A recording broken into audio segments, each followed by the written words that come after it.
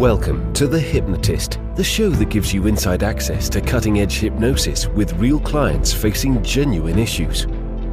Brought to you by the hypnotherapist demanded by celebrities, CEOs, and even royalty, Adam Cox. These recordings took place live from Adam's clinic in London's world-famous Harley Street. This podcast features powerful hypnosis, so do not listen while driving or operating machinery. This recording is not suitable for those with epilepsy or severe mental health issues. So, get yourself comfortable and enjoy today's episode of The Hypnotist. Hi, it's Adam here, and in this episode of The Hypnotist, you're going to be listening to a hypnosis session for sugar cravings, and dare I say it, even sugar addiction. And at a biochemical level, I would say sugar acts more like a drug to the body than it does food. And that is because of the highly processed and refined nature of it. So sugar is very, very addictive, and it has an instant biochemical reaction on the body. And that is because it doesn't have liquids and fibers to bulk it out. The highest level of glycemic index that you can have is when you've just got instant sugar. So if you think of sugar granules or soluble sugar like a fizzy drink, then that hits the body, can be processed into the bloodstream immediately, and the human body is wired to seek efficient sources of energy, and this is very efficient as a source of energy. It's just not nutritious and forces the body to produce a lot of insulin, because otherwise that much sugar is toxic. So it acts more like a drug. And what you're going to hear in this particular session is this client I was working with had the experience of quitting other drugs like alcohol and like cigarettes. And because of that, they knew that they could get to a point of, we call it the point of threshold. It's where enough is enough. And they reach that point where they're not messing around anymore, and they can absolutely commit to that decision and stick to it. So you're going to hear an element of anchoring that decisive point of threshold point, and then thinking about sugar. But also, this introduces the idea of pattern interrupts, because sometimes the moment you have a rule that says, I'm not allowed this, if you think about yourself when you were a child and your parents said, you can't have sweets, you can't have cookies, you kind of wanted it even more because it was forbidden. So sometimes there's a polarity response. Certainly this client had a disassociated part that quite often would binge without even realizing what they were doing, sometimes even late at night while they were sleeping. So what needed to be the case here is an element of that it isn't off limits, but they were going to condition themselves to have healthy natural foods first. Now, this does two very powerful things. One, the instant gratification is immediately delayed, because if you want that sugary thing, you're going to have to eat something healthy beforehand. And secondly, quite often when you've broken that pattern, you no longer want it. There's a real impulsive element of sugar, and that's why if you're in a supermarket, don't be surprised at how much sugary things are right near the checkout. You wouldn't take the time to go down an aisle and find them, but if they're there at the checkout and you have that instant impulse, then you buy it, and then you can eat it maybe 30 seconds later. So it's designed to be instantaneous. They test all of this stuff in supermarkets and shops. It's not a surprise. They just know that if you have to do too much work to get sugar, you don't want it. But if it's instant and quick, then suddenly you do. So it's that point of desire, and then feeding that desire is what's almost required to sustain sugar addiction. So if you see that chocolate, that ice cream, that cake, that donut, but you have to have a salad first or some vegetables first, don't be surprised after you've had the vegetables that you no longer want it, because you're not in that state anymore. Plus, every time you do that, you're encouraging positive emotions with healthy eating, which again is a very good thing to train your mind, train your body to want to eat more healthy foods. So there's a bit going on here. It was part of a weight loss strategy, but at its core, if you're eating lots and lots of refined carbohydrates, it's very difficult to lose weight. So that's why this was the strategy for this particular client. If you've been struggling to lose weight, and maybe you're addicted to sugar, sugary drinks, chocolate, ice cream, bread, another refined carbohydrate, and you feel like hypnosis can change how you think to free you from this habit, addiction, or compulsion, there will be a link in the show notes where you can schedule that call with me. For now, though, find a quiet, comfortable place where you won't be disturbed, relax, and enjoy the session.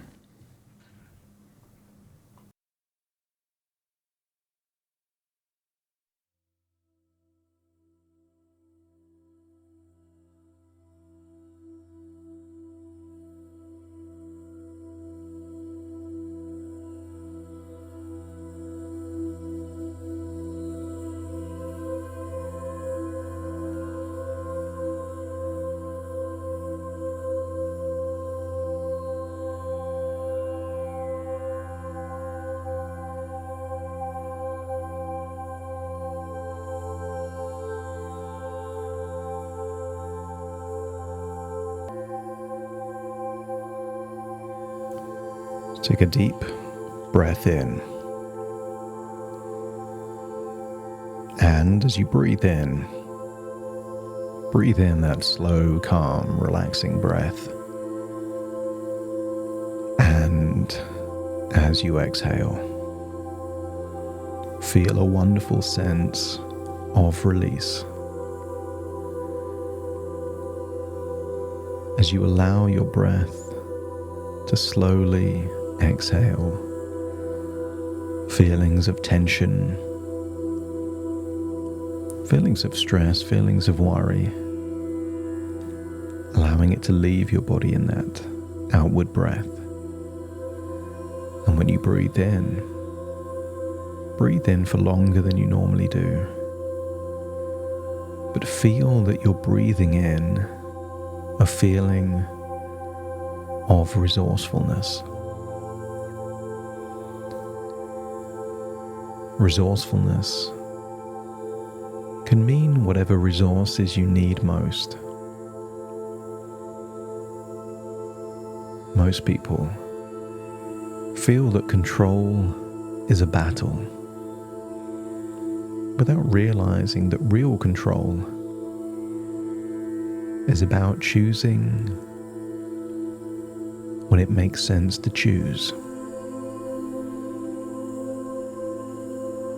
To be vigilant, to be in control all of the time is an unwinnable game. So release yourself from the idea that you need to fight, battle, struggle, or be in control, and instead give permission to make powerful, positive choices whenever you choose to. Intuitively, you know that a year of gradually increasing the amount of positive choices would take your life into a magical, inspiring direction. And a year of simply being on or off any given plan feels like a game of snakes and ladders where you always end up going back to square one. But that's not how it is in most areas of your life. When you learn to read, that didn't mean that you never made a mistake reading. But it didn't mean you went back to square one like you could never read at all. You just acknowledged that there was one mistake that you made. You learn from it and move on. And when you learn to walk, that doesn't mean there hasn't been one time in your life that you haven't fallen over. But when you fell over, you didn't make the evaluation that it's back to square one and you can't walk from that point onwards. You fell down, picked yourself back up, and continued forward. So as you breathe in and breathe out, release any need to be perfect. Release any need to be on or off. And instead, acknowledge that progress is made every time you make a positive choice. I want you to use the power of your imagination to imagine seeing someone just like you in the streets of Paris, moments before making a life-changing decision. See what you looked like where you were, maybe even what you were wearing. And if you could see someone that looks just like you, moments before making a life-changingly positive decision, let me know by nodding your head.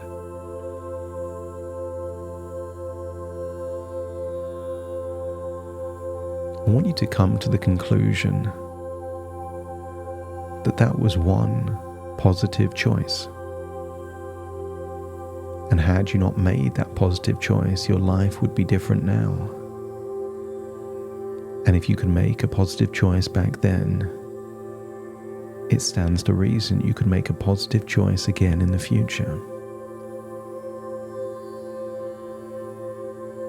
And what it comes down to at its core is who you are at your identity. Whatever words follow, I am, are who you believe yourself to be.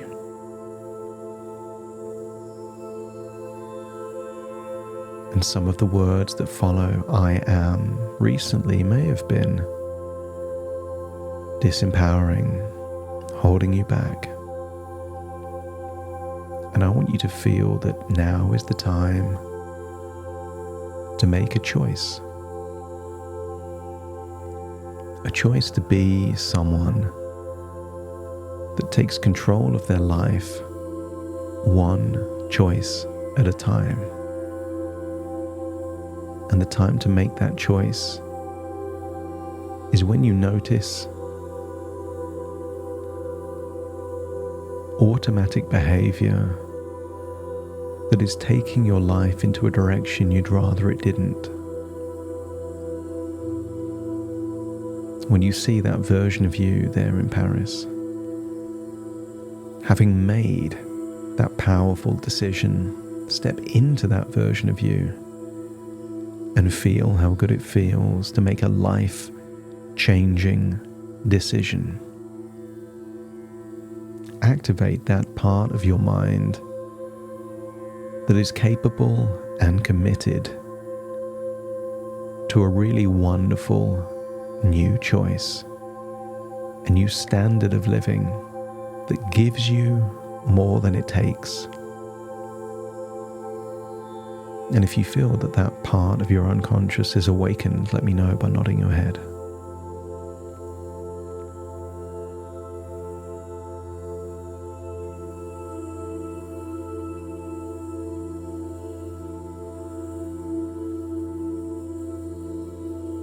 Maybe you can think of other times. People make life-changing decisions for two main reasons: to avoid a future that's negative, full of shame and secrecy and regret, or to move towards a future that is desirable. And I wonder if you could imagine a future where you're slim, sleeping well,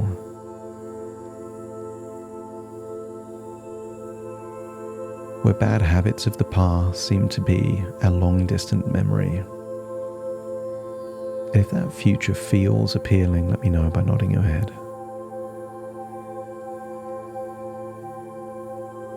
And the only thing that would stop you doing that is if there is a part of your subconscious mind that feels that it's not possible for you, or that that future comes at a cost that is unbearable. If there is resistance preventing you from making a powerful, life-changing choice, let me know by nodding your head. That's it. And I want you to acknowledge that that part has a wonderful intention for you. And normally that tension is either to protect or an attempt to give pleasure to your life. And if it's one of those two things, let me know by nodding your head. And if it's to protect, sometimes the way of protecting feels like it's shielding, but instead is imprisoning.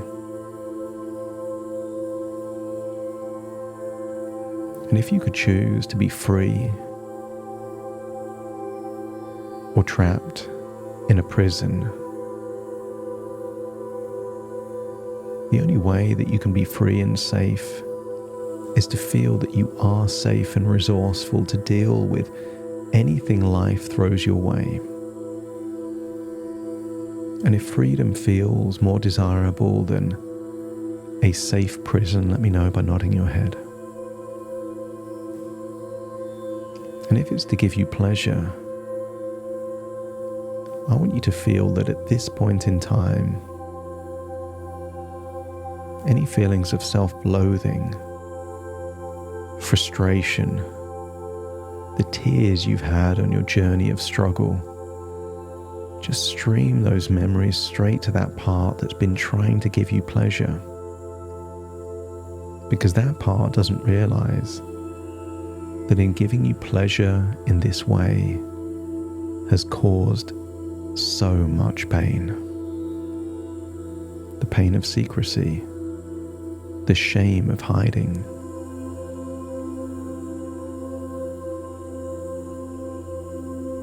That eroding confidence is not pleasure, not joy.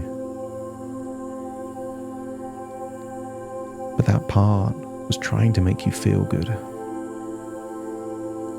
And if that part now accepts that the way to make you feel good is to steer your future in a direction of ever-increasing confidence, energy levels, better quality sleep, if it now accepts that there is a way to give you even more pleasure than ever before, let me know by nodding your head. That's it. And thank that part, because if that part can wake you up in the middle of the night just to give you gratification, then that part can absolutely unlock all of the resources to help you make the kind of choices that can arrive at that pleasurable future while the journey is also pleasurable. And if it feels like there is now an agreement between you and the part that's been preventing you from making progress, let me know by nodding your head. That's it. Thank that part. That part is not a saboteur. It is now an ally on your journey of wonderful change. That part helped you in the previous times you've made life-changing choices. There was a time that you believed that smoking and alcohol was also pleasure. But that part helped you see things differently. That it was causing you more pain than it was giving you pleasure. And then change became easy. And if you're willing to work with this ally, to start seeing sugar and refined, highly processed food in that same way that you used to think of alcohol and cigarettes, let me know by nodding your head. And we don't have to do everything in one day. Sometimes it's important to experience the pleasure that can come from real, natural, healthy foods powered by sunshine and rainwater. To know that a new desirable future exists before we end a previous one. I want you to imagine a time in the future, perhaps a month or two after making the decision no longer to drink, a time when you were in nature, maybe by a river, a stream, or a lake, maybe the sea, but staring into water. And when you feel like you're in that place, let me know by nodding your head. That's it. And feel proud of yourself for that decision to no longer drink. Feel proud that you are capable of making a choice that improves the quality of your life, and that itself makes you feel wonderful.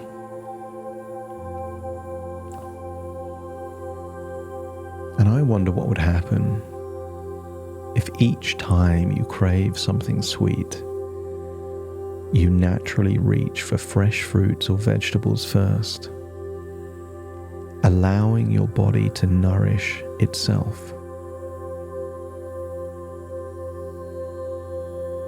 The connotation of eating sugary processed food is that you are not valuable. That it doesn't matter if you have all of this poisons into your body. But the opposite is also true.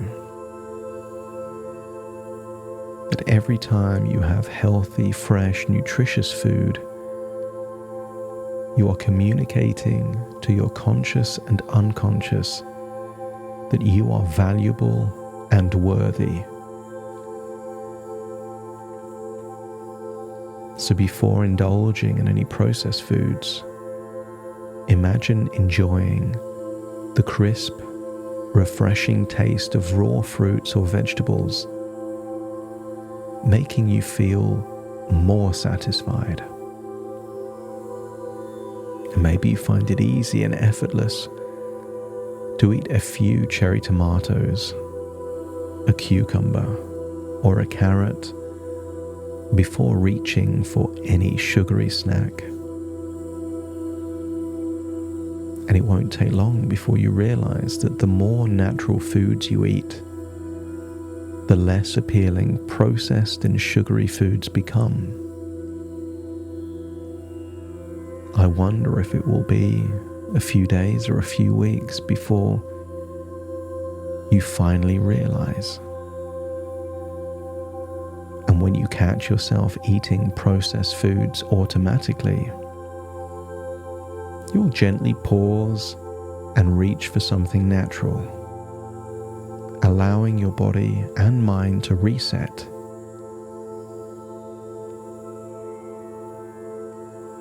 It's possible to feel empowered by the simple rule that you can enjoy processed foods, but only after nourishing your body with natural, healthy options first.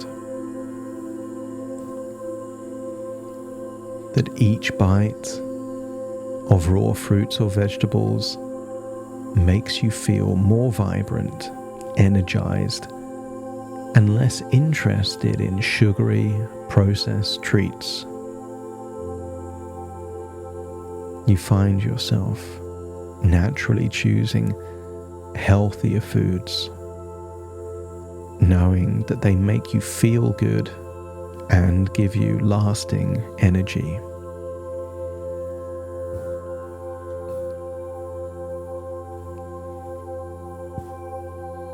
The desire for processed sugars fades as you consistently enjoy the taste and satisfaction of fresh, whole foods. You feel a sense of freedom, knowing that you can still have processed foods, but you prefer the way natural foods makes you feel. The feeling is now more important than the taste. Natural foods make you feel good. Processed foods simply taste good for a few seconds. As you enjoy natural foods like apples, carrots, or maybe a cucumber, your body feels more balanced and less attracted to sugary options. Whenever you crave something sweet, the idea of eating fresh fruits and vegetables feels natural and satisfying. There is no deprivation here. You are free from feeling deprived. You know that the processed foods are available, but your body now craves healthier options because it wants to feel good more than it wants to taste something sugary. And when you eat a handful of cherry tomatoes or a large carrot, you feel grounded and in control of your choices. Every time you eat something healthy, you feel empowered and in control of your life. And each time you eat fresh, raw foods, don't be surprised if your desire for processed snacks diminishes more and more. You find yourself enjoying the flavors and textures of natural foods, making sugary snacks feel less necessary.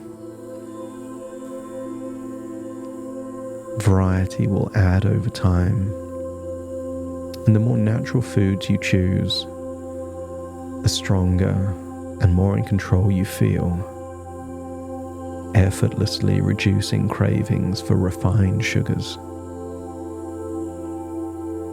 Some people perceive sugar as the crack cocaine of food,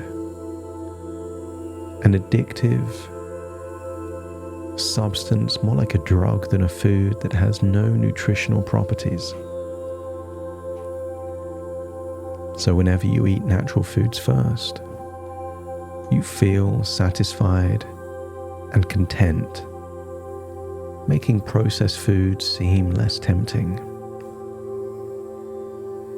That your body responds positively to fresh, healthy foods, reducing your cravings for sugar and making you feel lighter and more energized. And before long, you'll realize that healthy natural foods, powered by sunshine and rainwater, do more for your sleep than sleeping tablets.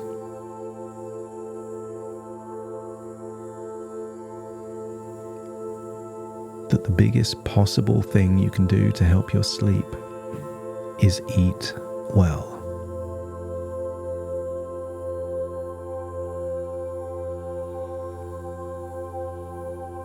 So you can feel proud of your ability to pause, choose natural foods, and feel fully in control of your choices around processed sugars. As you stare into that water in nature, I want you to imagine feeling some kind of unconscious desire to pick at your skin. But before doing that, just imagine clicking your fingers 5 times, and just imagining clicking your fingers 5 times means that that desire to pick at your skin disappears completely. And if you can imagine that, let me know by nodding your head. It also means that if you ever do pick at your skin, by clicking your fingers 5 times immediately when you notice, you reduce the desire to pick again in the future by somewhere between 5 and 10%. Each time you click your fingers, you are taking control of your life, leading to a future of higher confidence and self-esteem. So feel that confidence. Maybe remember a time when you had sky-high confidence, and just click your fingers 5 times, feeling that sky-high confidence. Click the fingers now, feeling that sky-high confidence. And when you have that level of confidence, there is no desire to pick at all. It's time to leave that place in your imagination, returning to the present, acknowledging that this has been a journey in your imagination, a journey of thoughts within thoughts, ideas within ideas, dreams within dreams. And now is the time to return to the here and now, taking all these positive changes with you. So take a deep breath in through your nose and out through your nose. Wiggle your fingers and wiggle your toes as I now count from 1 to 10 to awaken you. Starting to count. 1, 2, 3, waking up.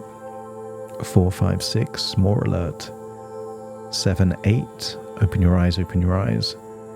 9, 10, wide awake, wide awake, wide awake.